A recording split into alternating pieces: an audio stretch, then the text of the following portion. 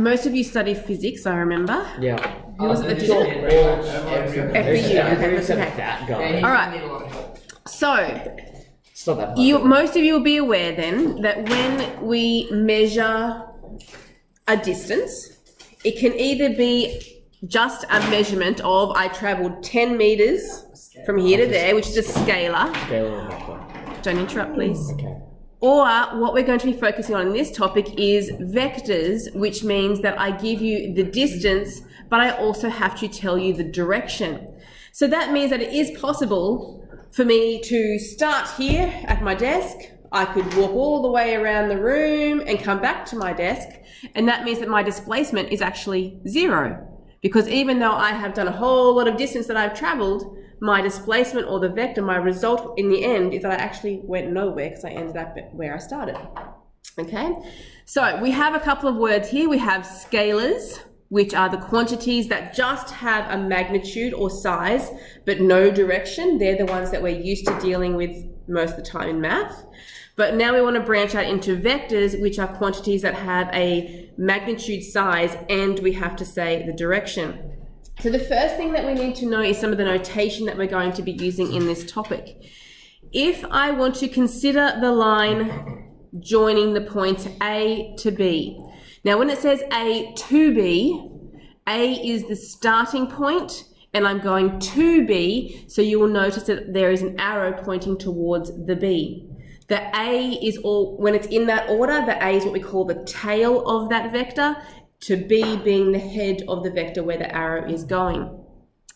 We notice that the line has a length and it has a direction going from A to B, thus it is a vector.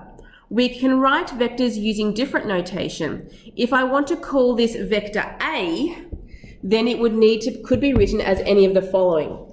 First of all, because I've got the letters capital A and capital B on there, a lot of the time we're going to be calling that AB with a little arrow going across the top of it, meaning that that is a vector. And again, the order of the letters, the A and the B, is important. A being first means the tail, B being the head where we're going to. Okay? Sometimes though, we would like to shorten that a little bit and we would like to just call that vector A, which we use a lowercase letter with what we call a tilde. That little symbol underneath is called tilde underneath. All right, that is another type of notation, also meaning for that vector. Some textbooks or exams potentially could use the bold letter A to represent that vector. We won't be using that very often because we can't write in bold. Okay, we'll be using either AB with the arrow across the top or the lowercase a with the tilde underneath. No. So it's just if you see the the bolded A, that it does mean a vector if you're reading that out of a book somewhere. Okay, so now that we know that, some more definitions. A directed interval AB or a directed line segment has a tail of A and a head of B is the interval AB together with the direction from A to B. Okay, we talked about that kind of stuff already. Its length is going to be, and it looks like an absolute value sign. We have the two lines on either side, and then we have the A and the B in between. Okay, that is not absolute values when we're talking about vectors. It is referring to the length of that vector. Okay, so if we were just asked for the magnitude or the scalar length of a vector, that is what we would be finding. Okay, it's not absolute values though. A vector, A with a tilde or capital A, combines a length and a direction, so it would have to have both. It is represented by any directed interval AB with a length and direction, and we've already talked about the two different types of notation there that we're going to be using. The length of the vector, here it is again, the length of vector A can be written as this, with the lines on either side. Because the direction of a vector is important, sometimes I may want to, instead of going from A to B, I might want to go from B to A. Now that means if I'm reversing the direction, if AB was little a, when I reverse the direction, BA would be negative A because I've gone in the opposite direction. Two vectors, AB and PQ, are called parallel if the lines AB and PQ are parallel. Vector AB and vector PQ, I read that wrong. Their directions may be the same but opposite. Okay, what that means is I could have a vector like this, which could be my vector AB. Okay, then I could have another vector. It could be shorter maybe, try and make them look the same length, not the same length, same gradient. And that could be the vector PQ. Okay, they will have, the vectors will be equal with a different sized magnitude in front of them. That could be they could be exactly the same, like you're talking about a parallelogram. You could have two vectors that are completely identical on the opposite sides of that parallelogram. Or if they're just parallel but not equal, they would have the same directional components, but you'd be multiplying by a different scalar to each of them to make one of them longer than the other. Does that make sense? Okay. We could also have our vector AB that would also be parallel to PQ if I reverse the direction. Okay, they're still parallel, but it could be the other one going in the negative direction, negative and shorter. Okay, so we could be doing that as well. The zero vector, which can be written as a 0 with the little tilde underneath, has a length of 0. It is the only vector that does not have a direction because we haven't gone anywhere. Okay, so there's that one to mention. A position vector gets a special mention. It is a specific vector that begins at the origin, O, and travels to a point. It could be P, it could be whatever letter we want, but travels to some other point. Okay, and we could write that as vector OP. Yes, Ashton? Does that mean O is... the origin. Yeah, Yes. sorry, zero vector is parallel to every other vector? Oh. The zero vector is nothing. It's nothing. It's nothing, so it'd be parallel to every other vector. Yeah, but it's like saying, Yes. zero means nowhere. Yes, I want yeah. nowhere, nothing happens. I would say it's not parallel because it doesn't have any X or Y component. Okay. Okay. Question 1. Let's do some questions. Now we know a bit of the notation. Consider the following vectors. And in part A, it says that we want to add vector A with vector B. Now, when you add two vectors, you want to put them together tail to head and then tail to head. So I'm going to start with vector A, which this is, they're not measurements or anything on these, so just do your best to try and draw one about the same direction and length as A there. So look, I can even line mine up, look at that. So vector A is going to look, oh, I need to move that up. Oh no, that's not good, come back. Good writing. I know, that was weird. Is that about the right length? Okay, so there is my vector A. I'm just kind of moving that into the space there.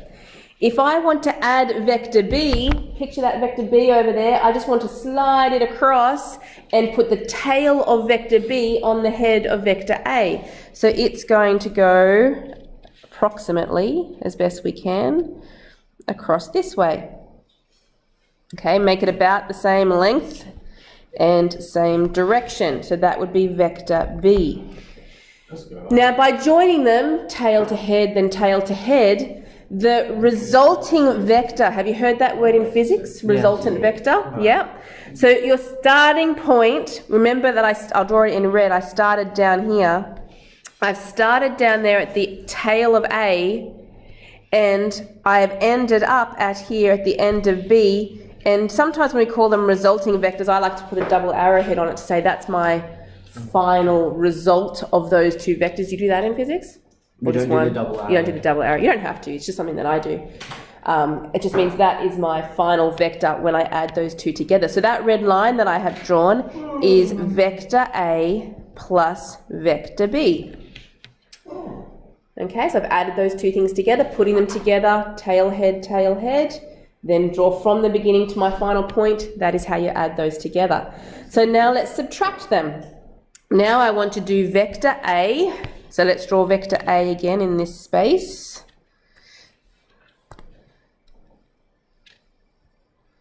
Okay, vector A looks like that.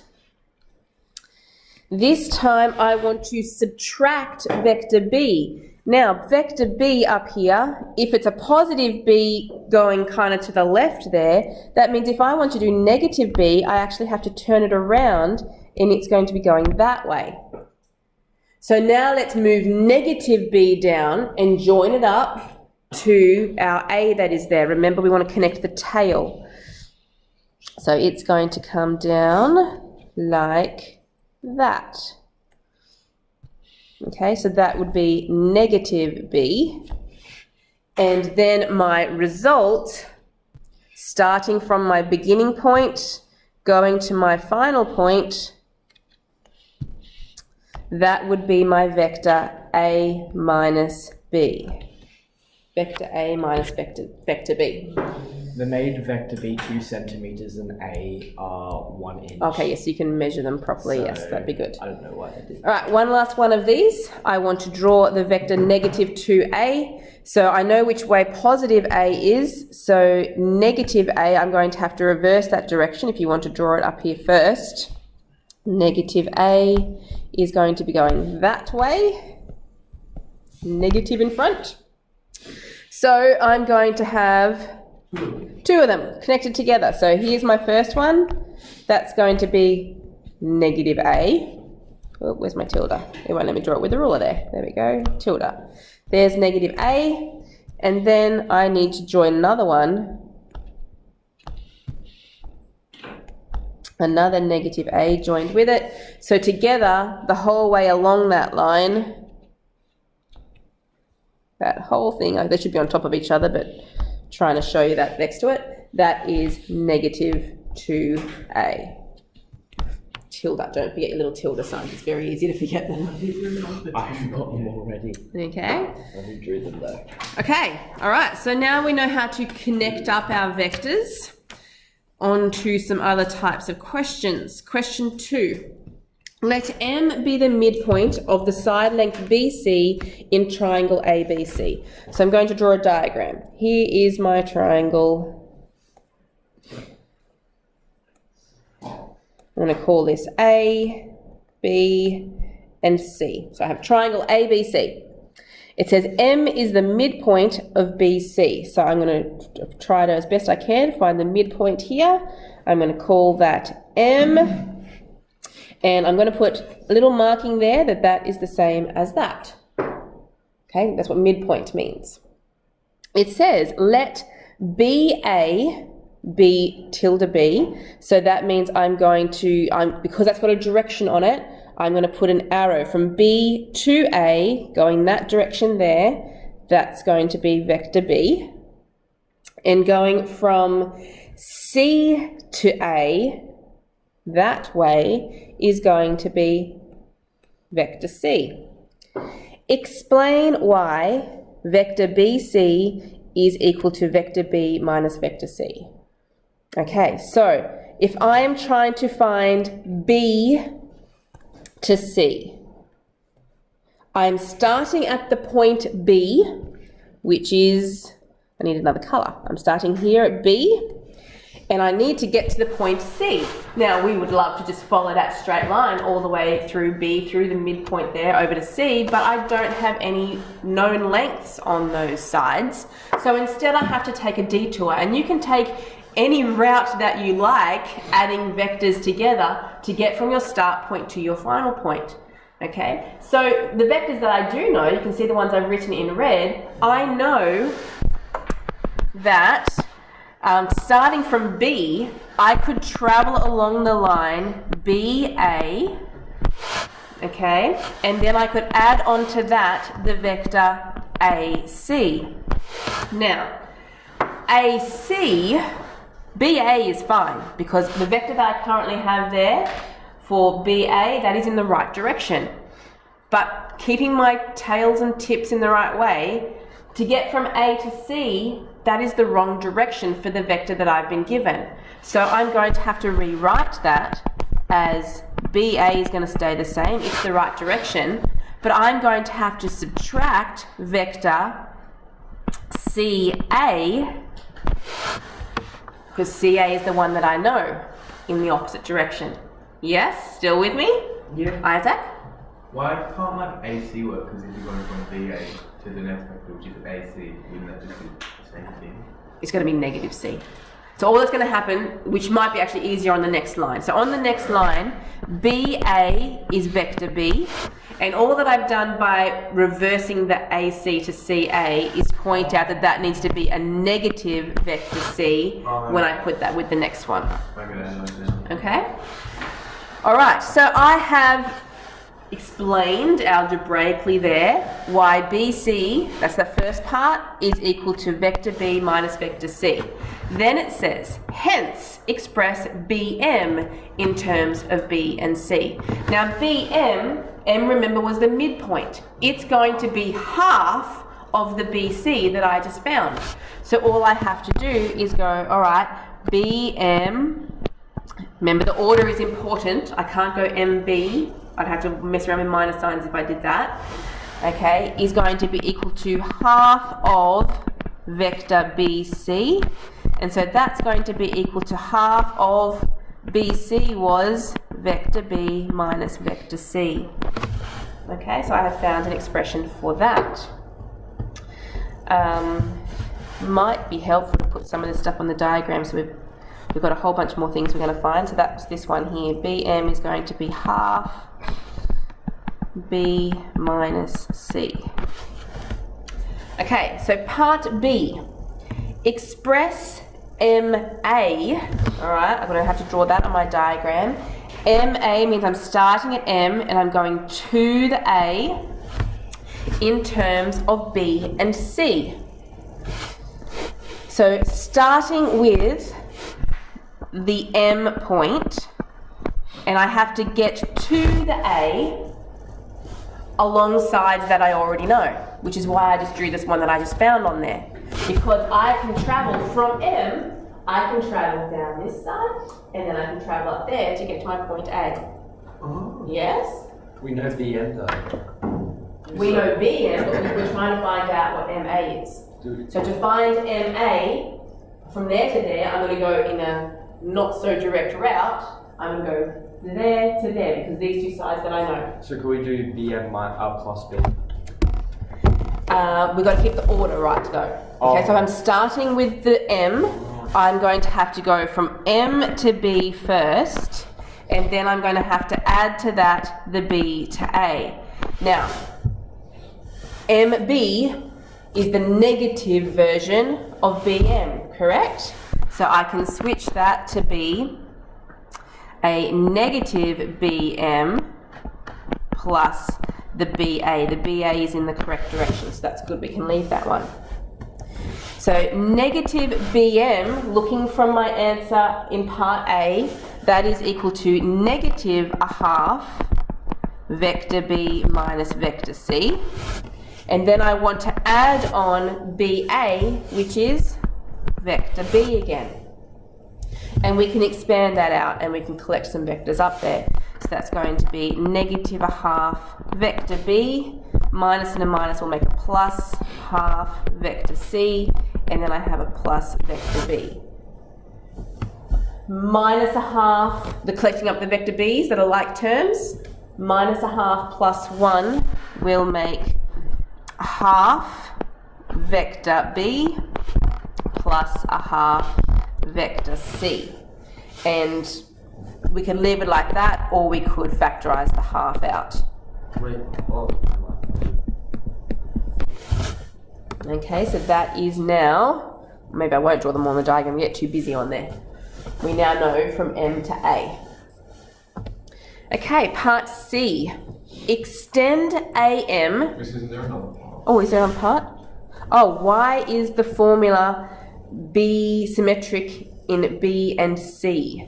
express MA in terms of B and C. Why is the formula symmetric in B and C?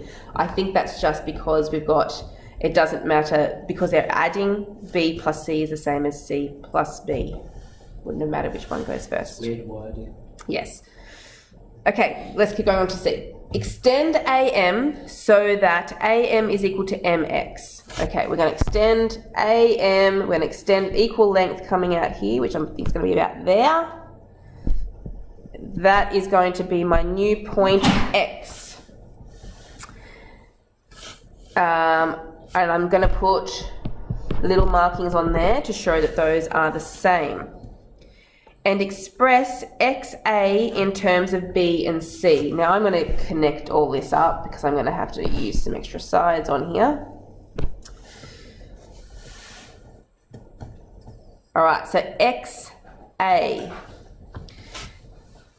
XA is going the whole way across that diagonal. I have just worked out what MA is. Correct? So, XA is going to be twice as big, 2 lots of MA. Make sure that they're going in the right direction. So it's XA and MA, right? I knew what this one was, so I just had to times that by 2 to go that full length there. And that just means when I'm timesing MA by 2, it gets rid of that half, and I'm just going to get vector B plus vector C. And that makes sense as well, because you're going from one side to the other. That's right. Good. It's a whole bunch of things that will be equal in this shape. Part D. Express XC. So that's why I drew that extra side on the side here. Express vector XC in terms of B and C. Now we know quite a few things on this diagram, so there's probably a couple of different routes you could take to get this.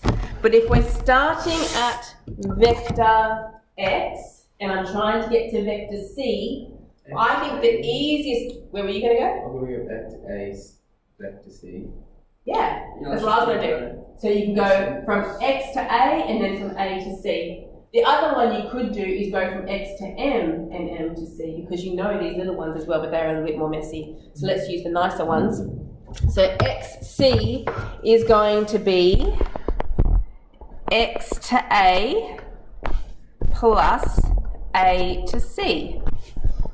X to A, looking back through our calculations there, was vector B plus vector C.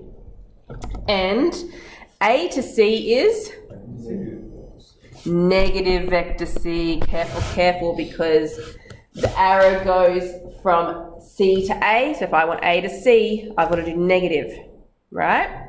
Okay, so that means the vector C's cancel out, and that is just equal to vector B. Perhaps not a surprise, correct?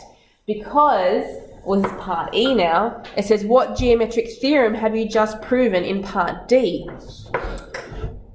Which is a square. Or a rectangle. Square. It could be a Cartesian. We have proven, It's a quadrilateral. we actually don't even know it's right angles, that's It's a right. parallelogram. It has opposite sides, No, that it's it not. has opposite sides equal It's a... and parallel. Okay, so we have just shown that this side is vector B and that side is vector B. Opposite sides being equal in both length and direction means that they are parallel.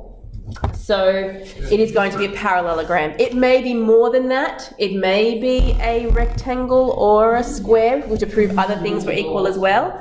But the information that we currently have is enough to say it's a parallelogram. So I wrote down a few little explanations for that you can fill in there. I said because BA is equal to vector B, which is equal to XC,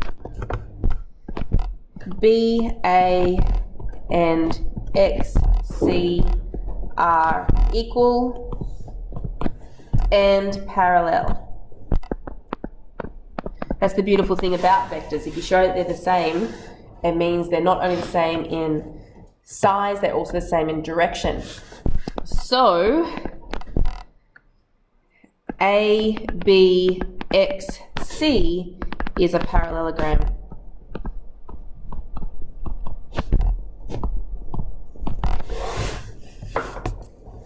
what we have proven, because it does say what have we proven, we have proven that if the diagonals of a quadrilateral bisect each other, then it is a parallelogram, and that was one of the properties that we learned about quadrilaterals in year 10.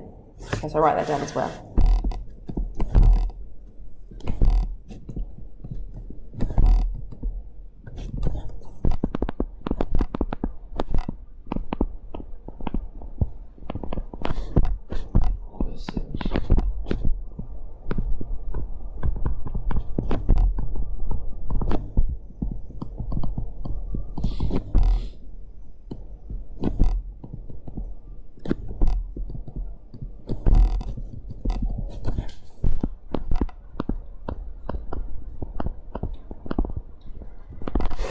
All right. One last little question. So I just finished writing my messy stuff down. Can you read it? I'll read it to you again. Because vector BA equals vector B, which equals vector XC, BA and XC are equal and parallel. So ABXC is a parallelogram.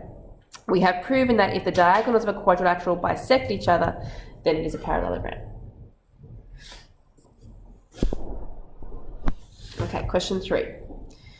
We're going to have 3 points, U, V, and W, that have position vectors, U, V, and W, with respect to a chosen origin O. So starting from, to see this as a diagram, starting at a point O, our chosen origin, we're going to have 3 vectors coming out of that. We don't know which way and how long they are, but we're going to draw a diagram just to represent them. So I'm going to have U coming out here, and so O to U is represented by vector little u there, and I'm going to have V out here, capital V for the end of it, but that would represent little v as a vector. And then I'm going to have a third point, O to W, which will be little w as a vector. Explain in 2 ways why UV vector is equal to V minus U. So the first way is going to be algebraically, like we've been doing with our quadrilateral up above there. If I want to know what vector U to V is, so U to V, I'll be starting at U, and I want to go burp, burp, burp, burp, burp, burp, all the way across here to vector V. That's where I want to go. I want to know an expression for that side there. Ignoring the direction of the vectors at the moment and using the capital letters, I want to go from U, so I'm going to go from U to O, and I would need to add to that O to V. Okay, now let's consider the direction of the vectors that we have. U to O is not the direction that we have. We have the direction O to U, which means I need to put a negative sign in front of, on the next line. So it'll be U to O. No, it is there, sorry. U to O. No, I'm moving my letters around the wrong way. And then O to V, however, is the correct direction, isn't it? So let's just leave that as positive, O to V. Okay, so OU is the little u, so that's going to be a negative u plus a v. Okay, so that's how we kind of show it, or v minus u, vector v minus vector u, if we want to put them around the other way. Actually, I will write them the other way. Because one of the shortcut methods, because it says 2 ways. The second way is a bit of a shortcut. If you are given a position vector, which these ones are position vectors, remember position meaning they're in regard to the origin. So it's like an OP, OU, OV, OW. Okay, the shortcut to find from U to V is to do the tail vector minus the head vector. And it always works if they're position vectors. Okay, so when I mean tail, so if I'm wanting, this is not the reason that I want you to write down, but if I'm trying to find U to V, V is the tail vector, so it's going to be little vector u minus little vector, did I say that right? Little vector v minus little vector u. Yes? Tail minus head to find those ones. So that's more of an explanation I'm going to write down here for you. So our second reason is that secondly, because little u and little v are position vectors, I don't have a lot of room so I'm trying to write really small, with a common tail.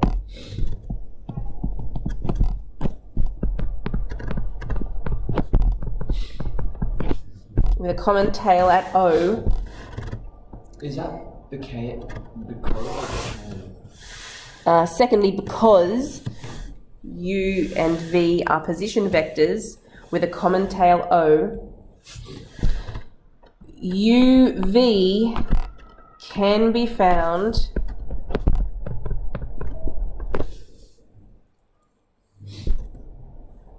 by subtracting, oh, I haven't got enough room, can't write that small with this pen.